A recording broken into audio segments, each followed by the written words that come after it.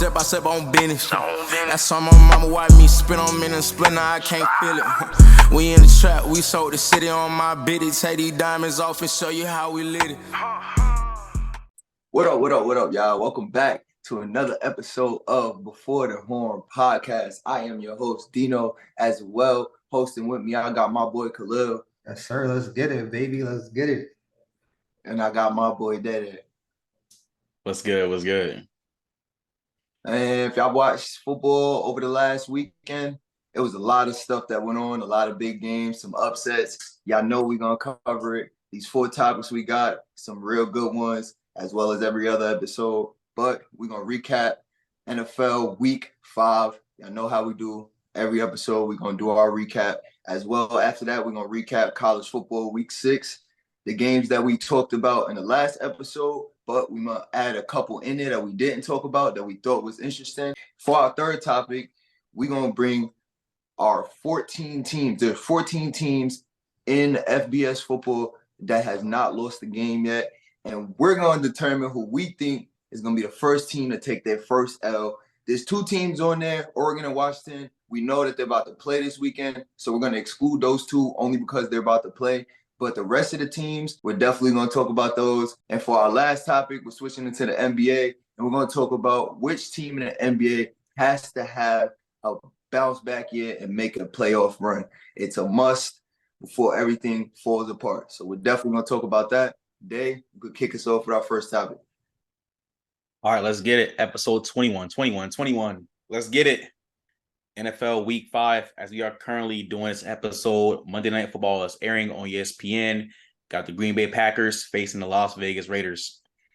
All right, let's get into it. Rushing through the trenches. We're going to go through our NFL recap from this week. All right, first game we're going to cover for the International Series, Game 2, Jacksonville Jaguars, they defeated the Buffalo Bills 25-20.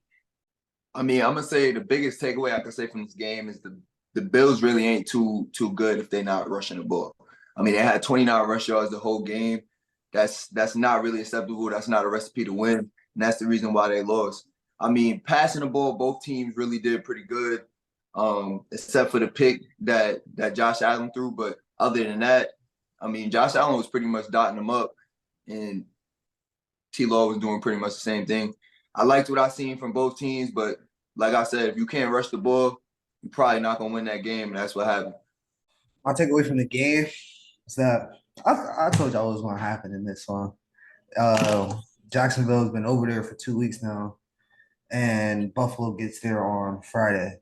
You know, one team looks jet-lagged, the other team looks rested. Don't let the box score fool you or anything like that. The game pretty much was in Jacksonville control the whole time.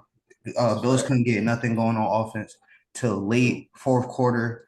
They started to make it around, but by that time, Travis Etienne went off. Travis Etienne finished with 136 and 2 tutties. And Trevor Lawrence had him a solid game, 1 touchdown, over 300 yards passing, but it looks good. But he did have 3 fumbles. I think he lost 2, if I'm not mistaken. So he has to clean up that in his game. As far as the Buffalo Bills, I mean, they're still a legit team. They're still a legit playoff team. Don't get me wrong. I seen this coming. It's just you asking a lot from a team who just came off an emotional win against the Miami Dolphins, then go travel to London to go play a team that's been in London for 2 weeks. And if you look at the box score, it looks like Josh Allen had a great game, but it was very underwhelming in my opinion. He didn't, like I said, the offense really didn't do anything for the first 3.5 quarters. They got it going late, but by the time they got it going, they just kept stalling. It was too late. Yeah, they did. Their offense was doing too much. Yeah, he was making plays, but then they just kept stalling out. I mean, they really couldn't get anything going to actually, threaten the Jacksonville Jaguars till late. But I had Jaguars in this one, and it kind of played out how I thought it would. Yeah, I mean, honestly, yeah, I can see the difference with the team that's been in London and that just got there on a Friday evening. But Buffalo, the plays were there. They just couldn't execute. So I wouldn't really call this like coming off emotional win. Yes, they did beat the Miami Dolphins the previous week, but I wouldn't say that's the reason why they lost. I mean, that's why it took them so long to get going. That's true. They just That couldn't plus finish because the travel. And that's exactly. They couldn't execute and they caught fire too late. I mean, T-Law had a good game. Again, he has to clean up the fumbles, though. ETN, great coming out party. 136 and 2 touchdowns, like you said. Jacksonville, they did all the right things. They capitalized off of Buffalo's slow start. And that's what really, I'm surprised the Bills started so slow after last week's performance. But like Khalil said, I feel like Josh Allen was underwhelming. I mean, the box score shows different, but he caught fire late. Stephon Diggs and Gabe Davis, both of them had over 100 yards receiving and a touchdown apiece. And honestly, the Bills defense, they didn't look like the Bills defense I seen. This is the worst defense I've seen since week 1 from Buffalo so far. But again, this still is a pretty good to elite team. So they're going to pick it up next week. Don't worry about it. Don't overreact. I mean, all the best players went down. Matt Milano went down. Matt Milano. Trey White is not there. Trey White, he's out. They lost Gregory Rousseau. They lost a lot of players in the game as well. Yeah. So I think that has a factor. They lost them early too. So that also has a factor in it. All right, moving on into the next game. Nathaniel Hackett's return to Denver. The New York Jets defeated the Denver Broncos 31-21. What y'all got to say about this one, man? Sean Payton. Hey, we talked about this in episode 1. His comments about Nathaniel Hackett's 2022 season with the Denver Broncos. So definitely, I got to hear what y'all got to say about this game. I mean, I think Sean Payton really made himself look like a fool now. I'm going to be honest with you. I mean, this was a Jets team that essentially is nowhere near as good as the team that you would have ended up playing, and they still ended up beating you. Like, I feel like they gave you a get-out-of-jail-free card, and you didn't really perform. But at the end of the day, I'm going to be honest, I still don't feel like it's Sean Payton's fault. I really don't feel like it's his fault 100%. They still got quarterback issues. They still got a lot of stuff going on within that team that you can't really blame it all on Sean Payton. I feel like a lot of people feel like he's about to be in the hot seat, but I don't think so. On the Jets end, I really feel like I seen what they could do with Zach Wilson. They got to do it more. They got to get the ball out of his hands quick. Don't let him make no decisions. Get the ball out of his hands quick, and he was pretty efficient when he did that. I feel like that's a key reason. He didn't look good in the box score or anything, but I feel like he actually contributed enough for them to get that win. And Breece Hall went crazy. I already know about that. 177 yards. He really led that offense. But I feel like Zach Wilson kind of complemented that a little bit. Yeah, I mean, I wouldn't put it – of course it's not all Sean Payton's fault. I don't think they have a major quarterback issue. Like Russell Wilson hasn't been as bad as he was last year, but as a team, they've been worse than what they were last year. They're giving up twice as many points. They've given up 32 points a game this year, composed to 16 points per game last year, and they can't stop a nosebleed. Honestly, that's what it comes down to. They can't stop a nosebleed. You let the Jets put up 31 points on you with Zach Wilson to start things off. But well, it wasn't fully 31. The defense did get that turnover turned into a touchdown at the end. No, I mean, I get it. Like, it wasn't offensively 31 points, but as a team, you still gave up 31 points to the Jets at the end of the day. And that goes into team points per game average. It doesn't matter who gave it up, offense or defense, at the end of the day. But this team just looks off. Well, already, like, you can tell that Sean Payton and Russell Wilson aren't getting along. Russell, like, you could, like, even going into the season, you kind of hear, like, Sean Payton's like, yeah, he's stuck with us, but that's not really his guy. But Russell Wilson, you can't turn a football over in that situation. You're a veteran quarterback. Not only do you turn it over, scoop and score for a touchdown to essentially end the game when you had to have it the most, and they gave you the chance to get it. You know, Zach Wilson threw a pick to give you a chance to go down and score a game-winning drive, and what do? Fumble for a scoop six. So I think they got a lot of issues. Just as a team, I don't really think they have a good team as a whole. Like, they don't have a real number one back. McLaughlin had a solid game, but I don't see him as a number one back. You need to get a number one back. The passing game hasn't been all that. Jerry Jeudy only had 50 yards. Cortland Sutton only had one catch for 13 yards. Your leading receiver was Samaje Perine, who's the power running back with 73 receiving yards. So I think this team got a lot of holes they need to fix offensively and defensively. But, hey, just got their look back for Nathaniel Hackett, though, for sure. Yeah, honestly, let me just start with the Jets. Like, let me just get this over with. If you expected the number one receiver to go crazy in this game, it wasn't going to happen. You got the top two corners in this league, in Sauce Gardner and Pat Surtain II. They both trapped down the opposing team number one receivers. Let's be real. Tyreek went crazy against Pat Surtain. Yeah, Listen, that's Tyreek Hill though, bro. Exactly. That's like, Trey, exactly. He didn't do that with Trey White though. I'm sorry, bro. There's no technique in the world that's gonna stop that speed, bro. Come it's on. not happening. Yeah, stop. I mean, let's get real. Come on, you love Tyreek Hill. You rave over Tyreek Hill. Even Christian Gonzalez slowed him down. You could slow That's him true. down. You could slow him. I'm not saying you could stop him from going like crazy, like forget his yards, but shoot, he went crazy. He went crazy against them. So that's just my only opinion. I mean, their number one receiver didn't have a catch until like quarter 3. I'm just saying. That's what I'm saying. But yeah. But let's start with the Jets. Zach Wilson. You know, Dino is right. You got to get the ball quick out of his hands, but you have to let him think about and anticipate what he's going to do before he throw the ball. Because that interception could have definitely been avoided. But again, Breece Hall was a major part of the Jets offense with $177 and 1 touchdown. Breece Hall, love to see him back after the ACL injury last year. Just got to see him more consistently. Now, let's move on to the Broncos. The Broncos just look bad. And we talked about this before.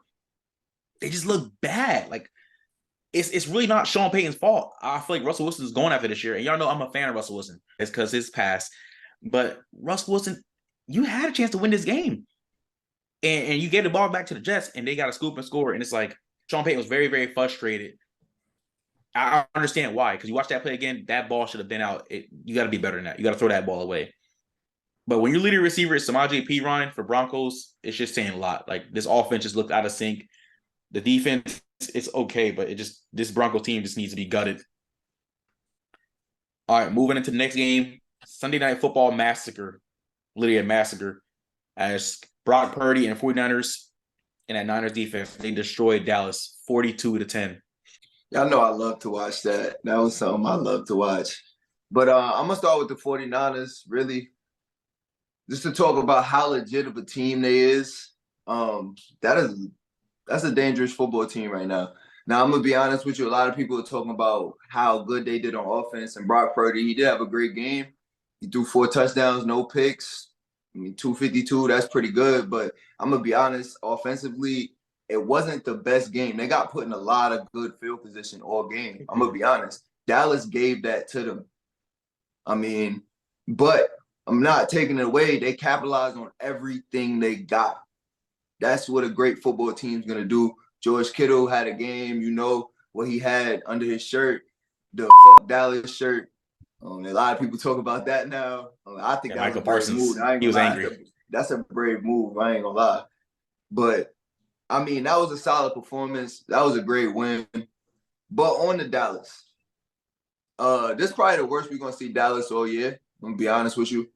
That was a team that couldn't get nothing going, and I'm putting the full blame on Dak. I'm sorry. I'm putting everything on Dak. I can't blame too much on the defense. Yes, the defense was getting shredded, but again, the offense let that happen. Lil, in high school, you know how that felt, bro. You know exactly how that felt when the offense is not producing and not doing stuff and turnovers. Bro, the defense, you can't do nothing with that, bro. It's hard to do stuff with that. I'm going to be honest with you. So I'm not going to say this. I'm not going to put the blame on the defense. Like, the defense just is trash now and they're not a top 5 defense and everything. I definitely think I'm going to bump them down a couple spots. But I'm not saying that it's that bad, bro. Offensively, that was a terrible game by Dallas. It was. And it all stems from your quarterback. He played terrible. He did not do nothing good for y'all at all. Y'all couldn't even get the run game going either. So, I mean, yes, y'all have an O-lineman that was banged up early in the game, and they've been having O-line problems just back and forth all through camp and everything. They've been having banged up O-linemen. So, I mean, that offense is what's going to kill this team, not the defense. To be honest, it ain't no excuse for what we saw yesterday. I will say, this is the best I've ever seen Brock Purdy play at any point in his career. This is his best game he's put together, start to finish. Big facts. But I'm gonna start with the San Francisco side of things. Offensively, they put belt to ass, like we said last night, belt to fucking ass. Like, they were just a way more physical team, and they took Michael Parsons out of it. Like they Right. ran straight to him. They was not afraid to run to him. George Kittle, Trent Williams, it didn't matter who it was. They blocked up front. I don't want to hear the excuse about the offensive line for Cowboys Don't want to because hear San it. Francisco had two offensive linemen too. Two new Exactly. offensive linemen. Exactly. They did. You couldn't tell. You couldn't tell. But I will say this. I think Dallas put so much focus on slowing down Christian McCaffrey that they put the ball in Brock Purdy's hands, and Brock Purdy made plays when he had to, because Christian McCaffrey only had 19 carries to 51 yards for just under 3 yards per carry. So Right. they did their job of slowing him down. His longest carry was only 8 yards. So they made a priority to stop him, but they didn't make a priority to stop anything else. His backup had 10 for 69 and a tutty. Nobody really had a big game receiving wise. I guess George Kittle did 3 catches, 67 yards, 3 tutties. Brandon Ayuk had 58 yards, and then Debo had 55 yards. So it's not like they went crazy within the passing game. They were just a way more physical team. They was just way more physical at the end of the day, and that's what's been their issue in the past games when they played the last few times in the playoffs. They've just been a way more physical team. Michael Parsons said it after the playoff game. He was sore for 2 weeks. So you just see how physical that football team can be. And then when you want to look at the Dallas side, like the defense, I get what you're kind of saying that, what can you do if the offense is not doing nothing? But 42 points is like, you can't make an excuse for 42 points. 1, 2, they just got pushed around all over the field. Like, it was bad. Like, their front seven just got pushed around all over the field. Way more physical team. And then when you look at Dak Prescott, like, I'm kind of out on Dak Prescott at this point. Like, you just never know what you get. Like, his best days are behind him. What used to make him good, he don't do no more. He don't move. He don't really move around. He don't really scamper around. He had 153 passing yards total, 1 touchdown, which was the best play call all week when they got Keontae Turpin on the motion for a touchdown. But besides that, he threw 3 picks, and when it rains, it starts to pour. And I'm gonna put it on coaching as well. You could I tell was the about to better say that coaching too. was I ain't mentioned Kyle that, but Shanahan. that Told was y'all. sus. Kyle Told y'all. Shanahan. I didn't mention that, but that was sus too. Kyle Shanahan coach circles around Mike McCarthy. Like, one, Mike McCarthy goes into halftime now 21-7. Oh yeah, we got to get the run game going. No, that's something you got to get from the beginning. From beginning. One, you win a Right. toss deferred, put your defense on the field, let them go down and score. And some of it is just bonehead plays. Like, you get a third down stop, face mask. You get a third down stop, facts. close collar. Like, third down stop. Like, and they just could not get off the field when they needed to get off the field. Anytime they tried to get momentum, they self-sabotage themselves. And that's where the problem lies. And then you don't scheme to get your playmakers in positions to make plays. CeeDee Lamb, he had 5 targets, 4 catches, 49 yards, but you didn't scheme him to get open. Like, when we watch these offenses play, what makes them so good, like the top offenses, they scheme their guys get open. They scheme their playmakers get open. And this offense just looked very mundane, dull, and generic. It looks like a 2000s offense, essentially, where there's no creativity to the offense compared to this innovative era with a guy like Kyle Shanahan. Like, it just was bad on all levels, from offense, defense, and coaching. Like, they simply got out-coached and outplayed and lost to a way more physical team. Man, look, Khalil done stole most of the thunder, ladies and gentlemen. So I don't really got too much to back up off of that. Let's just put it this way. I'm going to say this. The Cowboys do not have the best defense in the NFL. It showed last night. Now, I said they didn't. Dennis is right. They lost Trayvon Diggs. Okay, cool. But taking away one elite player off of a whole defense of 10 other guys, when you have another elite player and good other players in the secondary and at the linebacker level, I'm not making no excuses for this Cowboys defense. Regardless, though, Dennis is right. The offense, they played bad, and the defense, they was in bad field position all night. The Niners just capitalized. Kyle Shanahan definitely outcoached Mike McCarthy. I 100% agree with what Khalil said, and I've said this in like our earlier episodes. Mike McCarthy is on the hot seat. I don't care what no one says. His play calling is dull. His philosophy is dull. This is not the early 2000s or early 2010s where he had that reign with the Packers. I said that before. That slowly exactly. And that slowly fades out. Like, Khalil's right. You have to be innovative. This is a copycat league. You got Dak just sitting in the pocket. Dak, he's better on the run. He's better on the move, play action.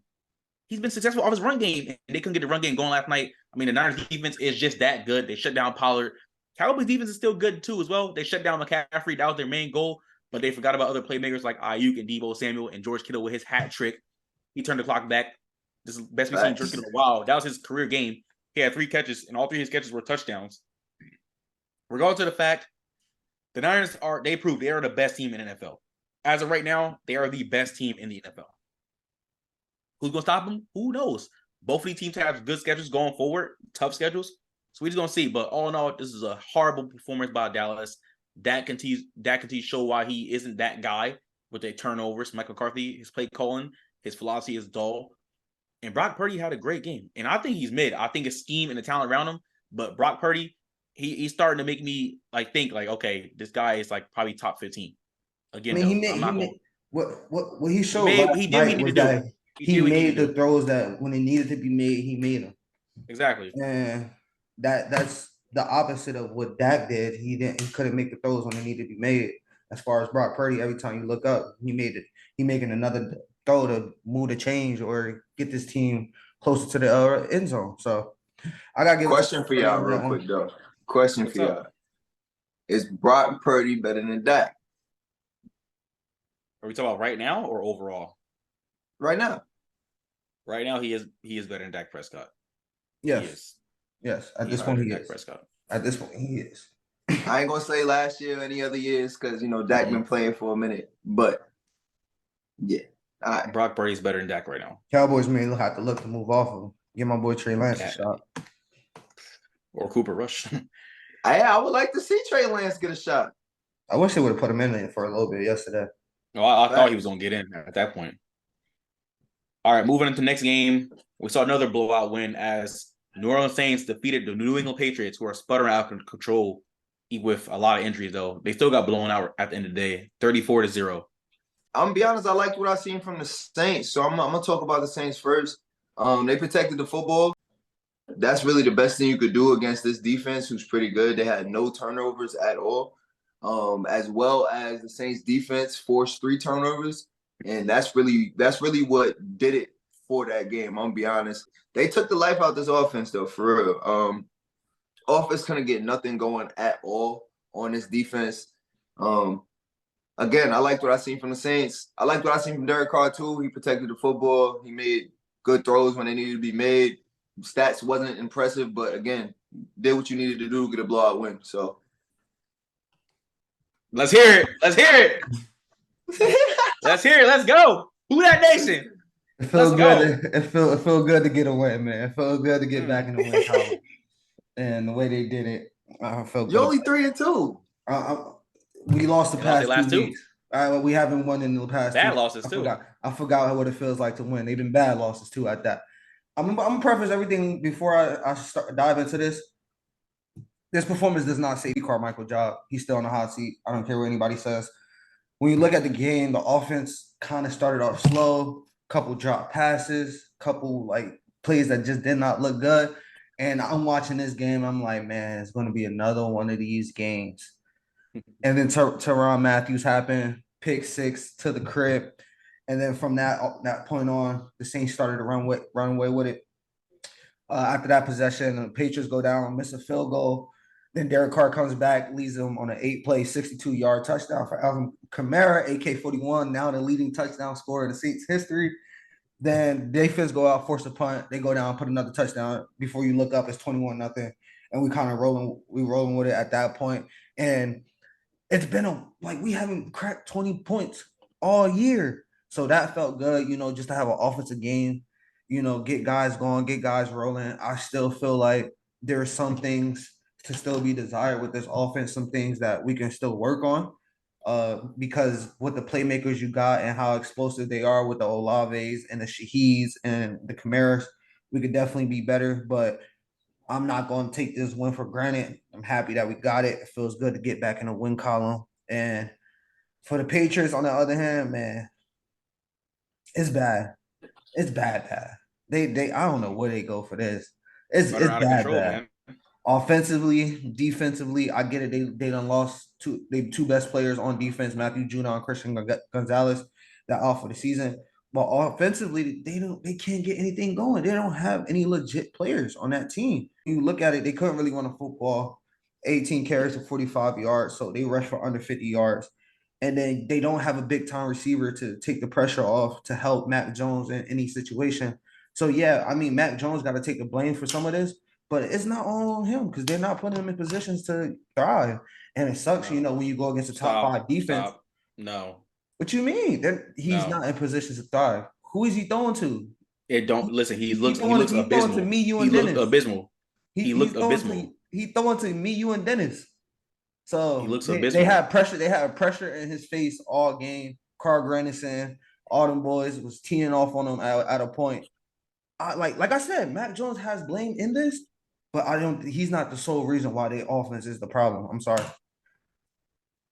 Oh, I'm gonna start with the Saints. Obviously, this is the best they did all season, but their offense still look a bit off. I mean, Alvin Kamara had a great game. Derek Carr didn't have to do too much. He threw 2 touchdowns, 183 yards. They protected the football, which is great. But their offense still looks a little bland. Their defense definitely saved the day this game.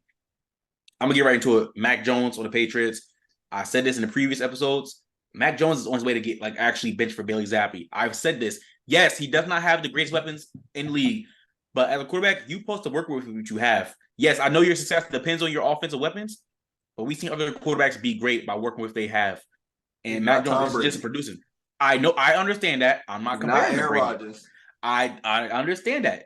And he played against two of the best defenses in the NFL too this past 2 weeks. I understand all that, but Mac Jones, he's just not cutting it. Bailey Zappi has looked better in his offense. He has with the same weapons. He has. Bro, he's an average quarterback, bro. He's an They're both average quarterbacks. I'm not going to Bailey Zappi over Mac Jones. I'm sorry, I don't care. All right. Hey, that's up to you. All in all, Patriots, they have a lot of injuries, like I said in the beginning, but just this team just looks bad. I think Belichick, maybe he's on the hot seat. Who knows? I talked to a couple Patriots fans over the weekend. They want a clean house. They want Bill O'Brien going. They want Belichick going. They want everybody going. They want to gut the whole roster and start over. But Robert Kraft and he likes to hold on to teams that brought him success, or players that brought him success, or talent that brought him success. He probably going to go Belichick. But all in all, a good win by the Saints. Very dominant. All right, moving on to the next game. So the Houston Texans take a loss to the Atlanta Falcons. Atlanta won 21-19. Kind of seen this happening. But I'm actually let me start with Houston. First of all, CJ Stroud had another solid day, no picks, keeps his streak going. I love to see it. I'm gonna bring him up every time he do something good. Bring him up when he do something bad, but not as much. You feel me? But other than that, the offense really couldn't get too much going. He was making the plays, but again, they couldn't get too much going. And for Atlanta, I'm not gonna lie. I'm not really sold on Desmond Ridder throwing the ball. I mean, yeah, he had a pretty good game yardage wise, but they didn't really get nothing going too crazy to the fourth quarter. None of their playmakers came out to really play to the fourth quarter. I mean, yeah, they came out with the win, but I mean, it's not really too much to say. Like, it was a solid performance, yeah, but if you ask me, I feel like it was more of Houston folding than the Falcons looking that good. They didn't rush the way they usually do. I mean, I could say Desmond Ridder picked that up, but yeah. I'll say this. We finally had a Kyle Pitts sighting. We finally had a Drake that's a fact. sighting. Facts. We've been questioning where have they been all year. Kyle Pitts had 87 yards catching. Drake London was 78. And I'm not saying that's the recipe to win or anything, but you got to get those guys involved. Their run game wasn't that good. 36 carries only to get 96 yards. So Houston did a good job of putting the ball in Desmond Ridder's hands and taking it out the running back's hands. And when plays needed to be made, at the end of the day, Desmond Ridder went through for over 300 yards. It was like you kind of mentioned, it was a very slow performance most of the game. But like I said, when plays needed to be made in the fourth quarter, he made enough plays to get the win. So I got to give him credit there. I did pick Atlanta to win, but CJ Stroud has been playing solid as well. Another game with no turnovers, 249 yards, 1 touchdown. But I don't take away much from this game. They're both mid teams. I think Atlanta should have won this one a little bit more convincingly, but they couldn't get anything They going should. most of the game. But Facts. hats off to Atlanta. I'm gonna start off with Houston. Again, we all talked about it. CJ Stroud, he's continuing his success, no turnovers, he killing it. He does need a bit help, but it's okay. This is an underwhelming, complete, brand new team, basically. Dalton Schultz is helping him out in the receiving game a lot. He's been really good the first 5 weeks of football. Tank Dell is doing his thing. I want to see Nico Collins a little bit more, like inconsistently. I would definitely want to see John Mechie more as well. I know he's having a comeback year, but I want to see him more. Damian Pierce, I want to see more from him as well. He's getting off to a slow start this year. But going to the Falcons, like we all said, Texans shut down Atlanta's run game. I mean, Algier and Robinson both had 40 yards or more apiece. So he took away the run game. Put the ball in Desmond Ridder's hands. He actually showed up. He threw for over 300 yards. He got his playmakers the ball, and Kyle Pitts and Drake London and Jonnu Smith, of course, as he's been getting more targets than Kyle Pitts. But Desmond Ridder, he didn't look bad when we had to throw the ball. They caught fire late, but still, regardless, at the end of the day, they won. Moving on to the next game, we saw the New York Football Giants. They took a loss to the Miami Dolphins, 31-16. Dolphins offensively went crazy. I feel like they did stall out a couple times, but they still do what they had to do when they needed to. I'm gonna be honest with you. I feel like the turnovers was just bad, bro. I'm gonna be honest. If the Giants wasn't so much of a bad team, that could have been worse. I'm gonna be honest with you. That's the only thing that kept the Giants in the game, that stopped them from getting blown out. I'm gonna be honest with you. I mean, it wasn't a close win, but I'm expecting a lot more than 31. Not a lot more, but I'm expecting more than 31. I'm gonna be honest. This Giants defense isn't really too good, and we know their offense really has zero potential. I was expecting a little more out the offense, but they did still look pretty good stat-wise. But the turnovers would be costly to other teams. Yeah, kind of like you mentioned. I think Miami just came into this game, another football game. They gotta play a team that's on their schedule that they know they 10 times better than. But yeah, they did have 3 turnovers in this game. They can't do that against better teams. The better teams they may lose. But A-Chain had another day, 11 carries, 151 tutty, but he did have a fumble. Tyreek Hill had a day, 8 catches, 181 yards in a tutty. They couldn't do anything with that man. But the Dolphins are going to be good. I'm not really worried about them. But on the other hand, Daniel Jones is horrible. He's trash. They need to stop him. They're terrible. Dude, 3+ quarters, he only gave you 119 passing yards through 3+ quarters. Tyrod Taylor came in essentially close to 2/3 into the fourth quarter. He threw for 86 yards. And your starting quarterback can only give you 119 in 3+ quarters. They're terrible. And I'm sorry to say this, guys. We're gonna have to suffer next week as well. Sunday night. We got the Giants on prime time. We got the Giants on prime time again. Oh, the 4th time in 6 games. I don't know why NFL keeps doing this to us.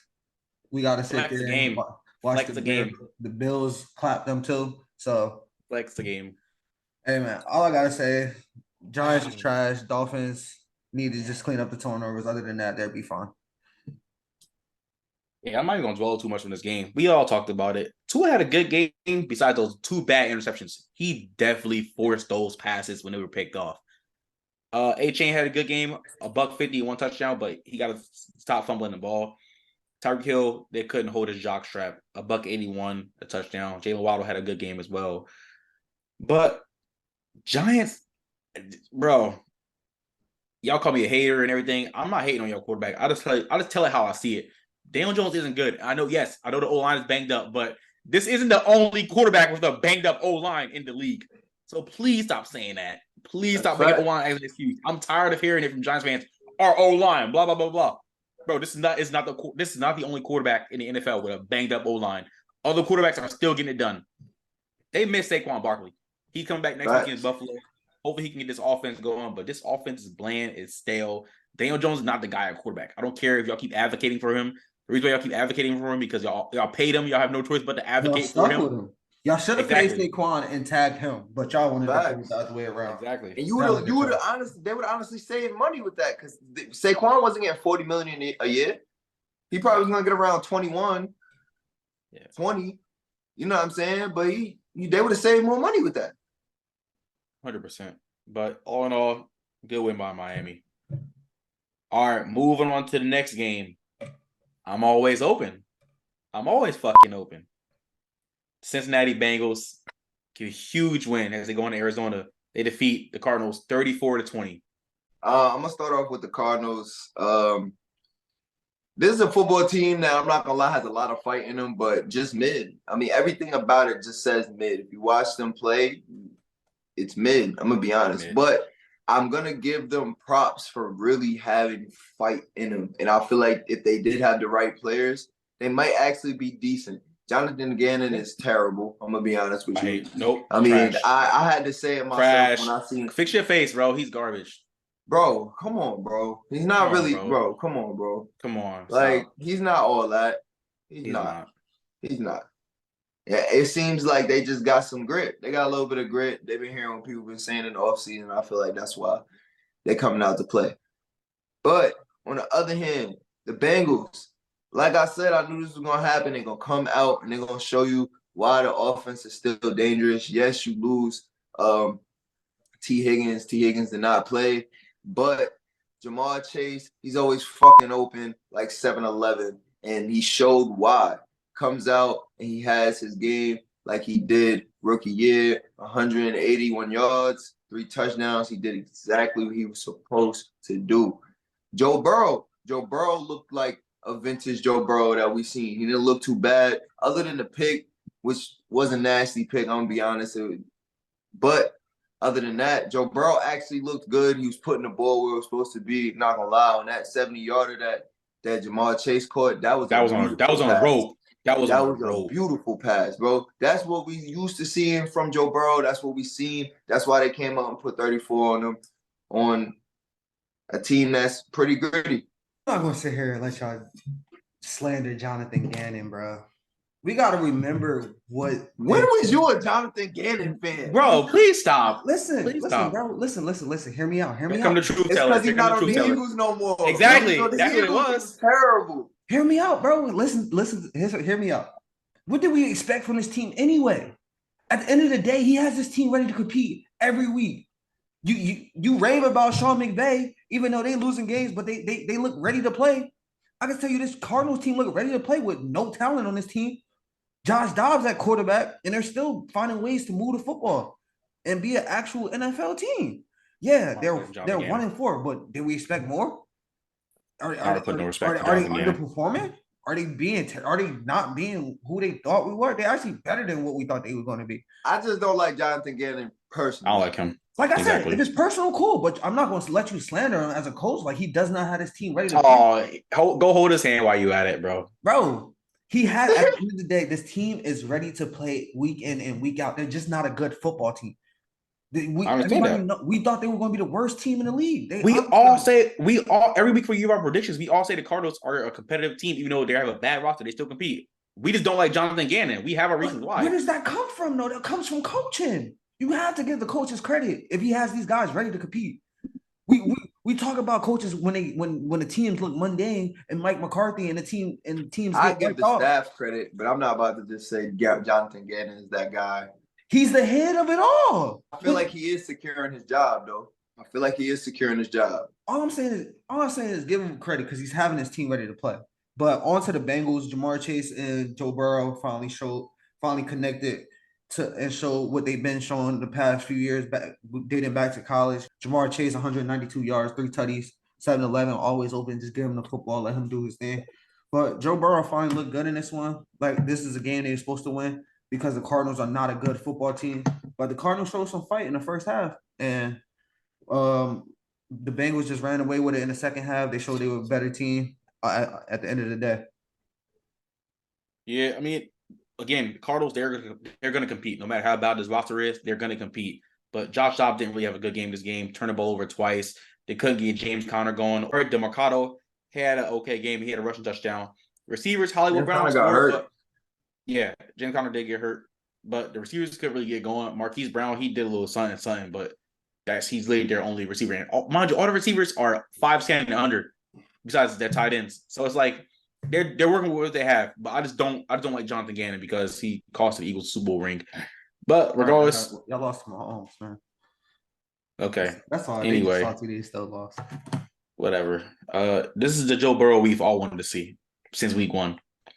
He looked actually pretty good. Besides that interception, it was a bad interception, but Joe Burrow looked phenomenal throwing the football out there. Joe Mixon had a solid day running the ball, and Jamar Chase, like we all said, 7-11, he's always open, like he said last week in his post-game interview. Just throw him the freaking ball. Almost 200 yards receiving and 3 touchdowns. Like, he hasn't done that in a long time, in a while. So it's like, it's good to see that. Good win, Cincinnati. They needed to win this game. All right, moving on to the next game. We saw the Kansas City Chiefs escape the Minnesota Vikings 27-20. I feel like escaped is the right word. The Chiefs all year, and if y'all seen, I didn't put them in my top 5 teams in the season right now, and that's because they just been escaping games. I'm gonna be honest with you. They have not had a dominant win. Well, their only dominant win was against the Chicago Bears, but other than that, they haven't had a dominant win all year. I'm not gonna lie, this Vikings team is pretty weak. I expect the Chiefs to go out there and dominate. They didn't really do what I expected them to do. Again, Pat Mahomes is gonna be Pat Mahomes. So talking about his performance, it really no use. You know what he's gonna do. You know what he's gonna bring to the game. But on the Viking side, I'm gonna be honest, man. Kirk still shows that he's still legit. It's a lot of other issues that O-line is still a little shaky, but I mean, Kirk still shows that he could put the ball where it needs to get put, and he's gonna make plays. Now, they can't go a single game without a freaking turnover, bro. Like, I thought that was gonna be the first game to have no turnover. Boom, fumble. Like, come on. Like, they can't do that. That's a recipe for losing. That's a recipe for losing, especially when the Chiefs capitalize on that. Like you mentioned, this game, like I picked the Vikings to win, and they could have won this game. They had a chance to win this game, but Should have won. look how you freaking start the game. First play, you fumble, leads down to a touchdown. Yeah. I was just like, here we go again. Like Mahomes and them about to run away with the game, but they didn't. You know, Kirk Cousins had him a solid game. We had a Jordan Addison sighting. He had a touchdown. Antonio Madison had a touchdown as well. It sucks that they lose Justin Jefferson late to a hamstring injury. Who knows what could have happened, especially with some of the bad clock management that Kevin O'Connell had. It was so bad. Oh, that was terrible clock management. That was so bad. This is like the second time in like a couple games that this happened. Like who knows what could have happened if you gave him enough time to operate. And I like Kirk Cousins. Kirk Cousins has been pretty solid. He's not the one that's turning the football over. That's the thing. Before, not this game. He had some bad red zone turnovers, but for the most part, he hasn't been turning over the football like we used to. Kirk Cousins turning off the football, and they have like Vikings winning despite of Kirk Cousins. Kirk Cousins is not the problem. It's just ball security as a whole. Like they gotta take care of the ball. They gotta take care of football as a whole. But the Chiefs just find a way to win. That's the championship pedigree. Kelsey did leave with an injury, but he came back, scored a touchdown.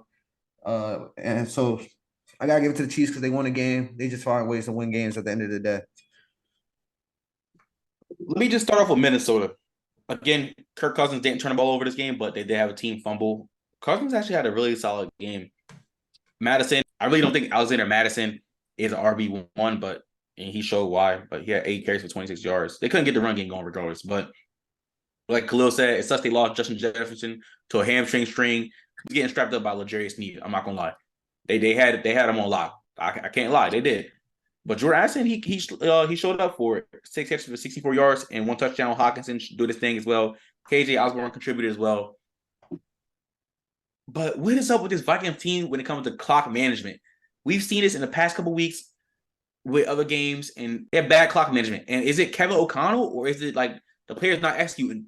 I don't know who to point the finger at this point. I mean, it's week 5, and we've seen this multiple times. This is bad. I gotta put it to coach. I'm gonna put it on Kevin O'Connell, just like me and Khalil said a couple episodes ago. Kevin O'Connell, this team it's bad. They should not be 1-4. They were a 3rd seed team in the NFC last year. This year they're 1-4. Like, this is horrible. But going to the Chiefs, again, the Chiefs escaped, and this is why I didn't have them in my top 5. Some people call me a hater. They say, "Oh, you just bitter about the loss in the Super Bowl." Still, that's not true. No. I love Patrick Mahomes. The Chiefs just haven't been executing properly, in my opinion. And this offense is hit or miss. And I feel like sometimes the Chiefs get a little bit lucky that the other team just isn't playing that good that day. The Chiefs still won. This is a great coach team, but it just comes down to executing. But all in all, the Chiefs got the win. Mahomes had a good game. Kelsey had a pretty good game. Pacheco had an okay game. But I just need to see the Chiefs like put together a full game. Like we only seen it one time, and that was against Chicago. But good win by Kansas City. They stay alive. All right, moving on to the next game. We're going to talk about an AFC South matchup as Indianapolis Colts, who lost Anthony Richardson during the game to a shoulder injury. They defeated the Tennessee Titans 23-16. Like the Titans, bro, they don't fail to like not impress at all. Ryan Tannehill, he still looks bad if you ask me. We did see D-Hop do his thing. I'm happy to see him actually turn back the clock and go get some catches and actually look like vintage D-Hop. I love to see that. But the Titans, man, they're just not a good football team, bro. I don't know what it is. I feel like they do need a new face at quarterback. But other than that, bro, it just doesn't look good for them. Colts, on the other hand, like you said, AR5 now. He left with an injury. Gardner Minshew came in, but it wasn't Gardner Minshew who saved the day. Although he did play pretty good, it was Zach Moss. Zach Moss was out there doing his thing. Not gonna lie, I love to see that as Zach Moss, especially when, Jonathan Taylor's just now coming back. But Jonathan Taylor's going to get back in there, and have Zach Moss coming in for him, it's going to be a good one. Finally got a D-Hop signing. D-Hop went for 140 yards. They couldn't really get the run game going. Derrick Henry only had 43 yards. But, I mean, this is kind of what we expect from the Titans. They're an average team at best. But they just can't get it done. I don't think you can point to one specific area. There's a few things when you look at the offense. It's just very mundane, very, very dull, in my opinion. They don't they did use D-Hop in a plethora of ways that I haven't seen in a while. Him coming out the backfield, catching passes and stuff like that. But they just can't score points when they need to score points. And Gardner Minshew comes in and does what Gardner Minshew do, come in 11 for 14, 155 yards.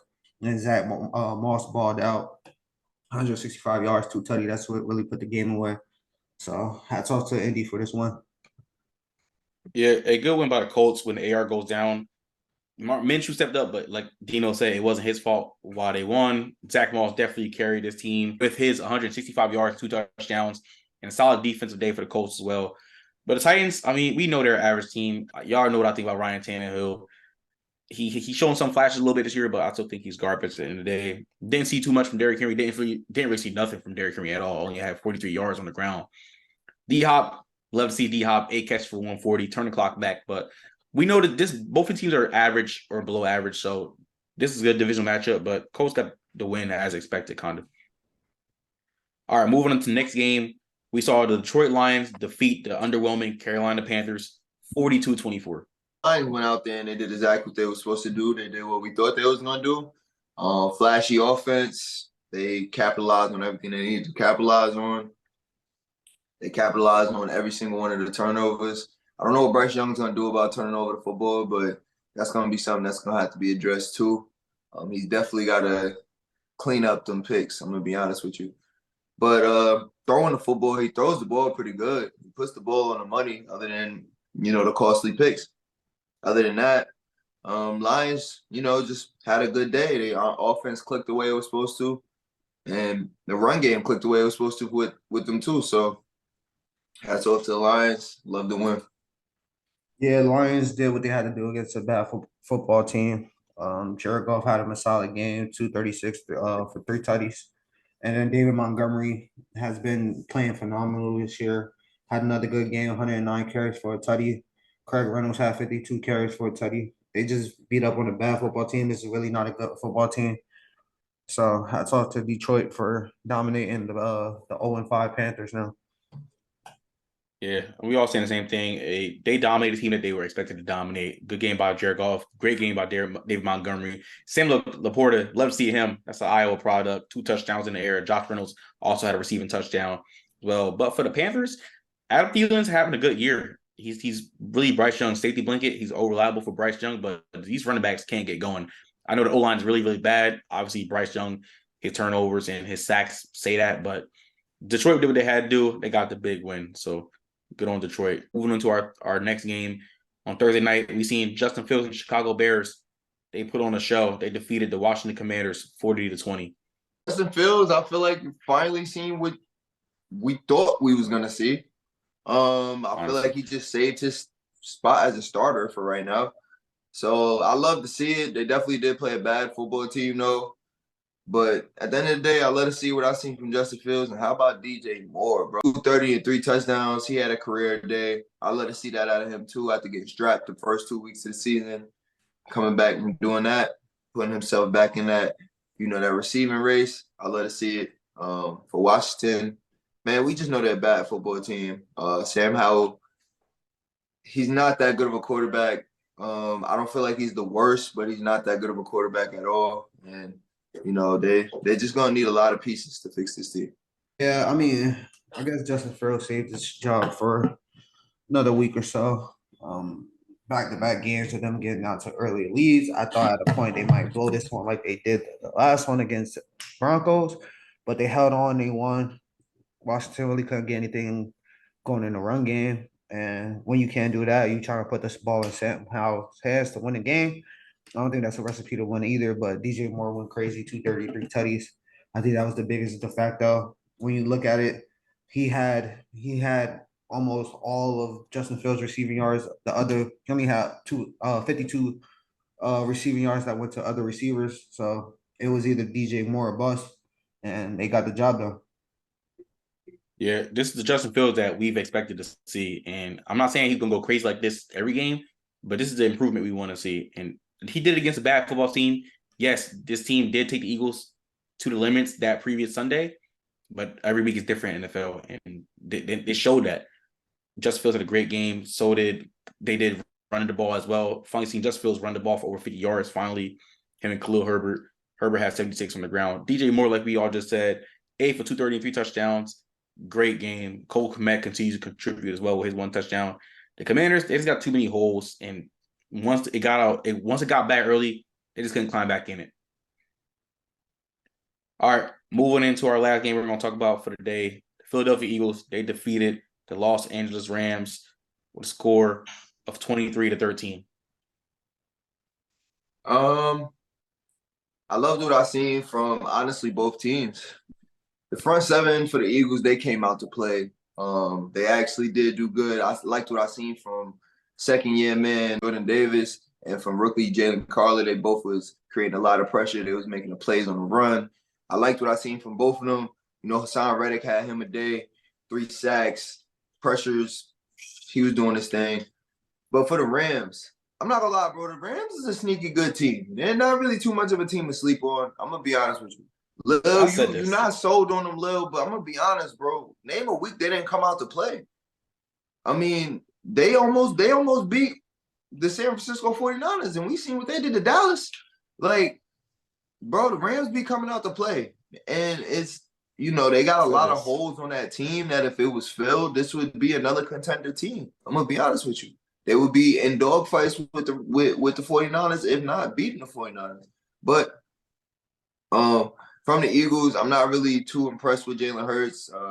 He did throw for 303 and a touchdown, but he did throw a nasty pick. On top of that, he could have threw for more, but he didn't put the ball where they were supposed to be. I'm gonna be honest with you. Some of them spot throws, they were just bad throws. And you gotta put those on your receivers, bro. You got too much playmakers not to. But the receivers did come out to play too. Dallas Goedert had him a game, AJ Brown had him a game. So I love to see it. 5-0. I don't really expect much from the Rams. Rams' best game was week 1. But they're a good team, bro. They're a solid team. Okay. They're a good team. They can compete. You gonna give the Cardinals credit, but not the Rams? Yeah, are you serious? What do you mean? I gave Jonathan Gannon credit. He coaches that Cardinals team. You literally said, just go, please. Bro, like I'm not saying like I never said this was a bad team. They are exactly what I thought they are. They are exactly who I thought they are. A solid team, a well-coached team, but they don't have enough talent. They're too young. They're not good enough to beat the good teams. And that defense is terrible. Exactly.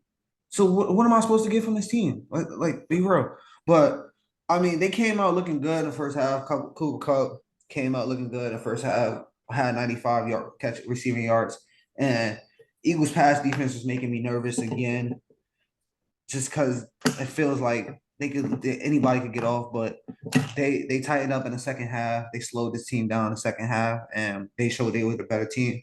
As far as the Eagles' offense, it's solid. Like you mentioned, Jalen Hurts did miss some throws that he needs to be able to make against some better teams, but they escaped with the dub again. So I gotta give it to the Eagles on that one. But Rams, like I said, they are exactly who I thought they are. Yeah, good win by the Eagles. They moved on 5-0. Hurts did miss some throws, but he still had a pretty good day. Regardless, they didn't really run the ball too crazy. I mean, collectively, they had 159 total yards rushing. We saw a great game from A.J. Brown and Dallas Goedert, finally getting Goddard the ball. Defensively, the Eagles' pass defense needed to get better. I mean, we expected this, though. Cooper Kupp coming back and Puka Nacua, you got to respect those guys. They've been doing good. Cooper, this first game back, but Nacua been going crazy the first couple games of the year. So that was going to happen. But in the second half, they kind of got shut down. So we can move on from that. The Rams, Matt Stafford, he missed some throws as well. They couldn't get Kyron Williams going. Like I just mentioned, Cooper Kupp, over 100 yards his first game back. Nacua, he had a great game as well. But again, this is a Rams team with too much holes. But they can compete. But ladies and gentlemen, that is all for NFL Week 5, rushing through the trenches. Let us know in the comment section what y'all thought about this past week of football. Let us know what y'all looking forward to for Week 6. Let us know your team and how they performed this past week. Let us know any surprises you guys seen or any disappointments. Moving on into our next topic, talk with the tailgate. We're going to talk about college football Week 6. We got a plethora of games to talk about. Let's get it. For the first game we're going to cover, we saw Oklahoma defeat Texas, the Red River rivalry game, 34-30. Ah, man, I called this, baby. I called this, man. I love to see it, bro. I've been watching this team, and this team, bro, they're a solid team, and it came out to show Dylan Gabriel, like I said, he's the most underrated quarterback in the nation. Now he's finally starting to get some recognition. It sucks that he's getting it this late, but now he's finally getting some talk. I love what I've seen from both teams. I'm going to be honest with you. Texas is still a legit team, but Oklahoma really came out to play. My boy, we had to go out there and get him 2 tuds. Had to talk about him in the episode, and he went out there and did his thing. I love to see it. Yeah, they was both 2 short yardage, but they was actually both 2 big touchdowns. And, man, I'm not going to lie. I'm excited to see what this Oklahoma team is about to do now. They're about to be up high in the rankings. If they went out, I mean, we might end up seeing them competing. And none of us really thought that they was going to be one of them teams. I mean, I've known about Dylan Gabriel since his freshman year. I watched him live since his freshman year, so I'm not really surprised at what he's able to do. He's just finally got the eyes on him from guys like from the nation. Everybody in the nation can see what he do on a big stage. He did miss this game last year due to injury, but he came out, he balled, he did what he had to do. 285 yards passing, a touchdown, and also 113 rushing yards. He's their leading rusher in a touchdown. And I mentioned this before that Oklahoma doesn't really have a good rushing game. They got most of their rushing yards from their quarterback. So that's where, that gap came. But offensively, I think for Texas, like it just came down to turnovers. Quinn threw 2 interceptions. One of them wasn't his fault. It was a tipped up. It got receiver dropped. It got tipped up in the air, and Oklahoma came down with it. But he had a solid game. Jonathan Brooks did Jonathan Brooks things again. He had a solid game. Jordan Whittingham and Xavier Worthy showed up. They both went over 100. But I think what it came down to is just turnovers at the end of the day. I think, if these teams meet again, Big 12 championship, I think we'll be having a different conversation today. But hats off to Oklahoma for getting the job done in a crucial game and making some noise in the nation now. Yeah, Oklahoma definitely needed to get this win, and they competed and defeated a really good team. Now, this was a great offensive game. It really came down to turnovers, and that's what lost Texas' game. Quinn Ewers, 2 interceptions. That's not going to be you a game. But Quinn Ewers, he had an okay game throwing the ball, but touchdown-wise, it wasn't really nothing too crazy. He only had 1 touchdown. Jonathan Brooks continues to impress, a $129 and a rushing touchdown. Whittingham and Worthy, both over 100 yards apiece. We didn't really see too much from A.D. Mitchell. But going to Oklahoma, Dylan Gabriel had a great game throwing the ball and rushing the ball. I mean, he was a leading rusher, over 100 yards rushing. And, Jalil Farouk had a good game as well. Tawee Walker had 2 touchdowns. So this Oklahoma team, they came in, they made noise, they did what they had to do. They jumped up in the rankings big time. But I'm with Khalil. I think the Big 12 championship is going to be Oklahoma, Texas again. And I think it might be a different result this time. All right, moving on into the next game. LSU defeated Missouri 49-39. I mean, what another hell of a game. I'm going to be honest with you. This game was great. We see Missouri jump out in the lead early. They came out to play early. But then we seen Jaden Daniels really get in his groove around the third quarter. He started turning up. I mean, Brady Cook, bro. Brady Cook is pretty legit. He did throw some costly picks, and that's what really led to the L. But Brady Cook is pretty good. Luther Burden, bro, I brought him up before the game. He was going to come out and play, and he did. He's out certified. And gave him 149 yards. He's certified. On 11 receptions. That's exactly what you need. That's the recipe to win. I'm going to be honest with you. This LSU team, I was pretty high on this LSU team. It sucks that they got 2 losses and that they're out of the playoff race. But I'm going to be honest, they are playing offensively. They're playing the way I thought they would. Jaden Daniels is a legit quarterback, and it's shown. As far as Jaden Daniels, he went out there and balled. 15 for 21, 259, 3 tutties. Did what he had to do. Logan Diggs had a day on 134 yards as well. Jaden Daniels, who had 130 yards. They both had a touchdown apiece. But this defense, I think, is the reason why, these teams are in this game and why they've lost some games is because of this defense. When you look at Brady Cook, who went for over 400 yards passing, 2 touchdowns. Cole Schrader had 114 yards and 3 touchdowns on the ground. Then Luther Burden had 149 receiving yards. That's what it really came down to, because at the end of the day, I do believe that LSU is a better team than them. But their defense just has too many holes in it. They can't get things right on the defensive side of the football. And that's pretty much been their Achilles heel all year. But hats off to LSU for the one. Again, another great game that came down turnovers. Those 2 interceptions by Missouri, it cost it, and LSU took advantage of it and put points on the board. This is now definitely LSU was in trouble early. I was worried because I'm like, man, LSU was one of my favorite teams coming into this year. They got 2 losses, so they're not going to make the college football playoff. But they were in trouble yet again. But they put it back on. They turned it back up, and Jaden Daniels got going. 259 yards, 3 touchdowns. Also had a great game running the ball with 130 and a rushing touchdown. Logan Diggs had a great game running the ball as well. Malik Neighbors had a great game receiving the ball. LSU got their receivers involved a lot, so I love to see that. But Missouri, I mean, they've been a pretty good team up to this point this year. Even this point, they had a good game against a pretty good LSU team. Let's be real. Brady Cook, he's showing he's a good quarterback. It's just turnovers. That's the cost of them this game. But Corey Schrader had a great game running the ball, like they said. Luther Burden the third, he's certified for real.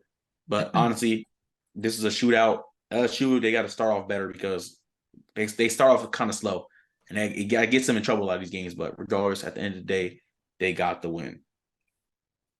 All right, moving on to the next game, another SEC matchup as Jalen Milroe and Alabama Crimson Tide. They went down. College Station, they defeated Texas A&M 26-20. I mean, I'm gonna be honest. I've never seen a game that was so even. Like everything was even. Time of possession even. First downs even. They really evened out everything other than turnovers. That's where Texas A&M lost this game. They lost this game in turnovers and that safety late in the game. That's how they got. I mean, that's really all you could say about that. I'm going to be honest with you. Jalen Milroe is probably the best we're going to see him. Jermaine Burton, he came out to play. He really showed the vintage Jermaine Burton from Georgia. Yeah. That makes big plays.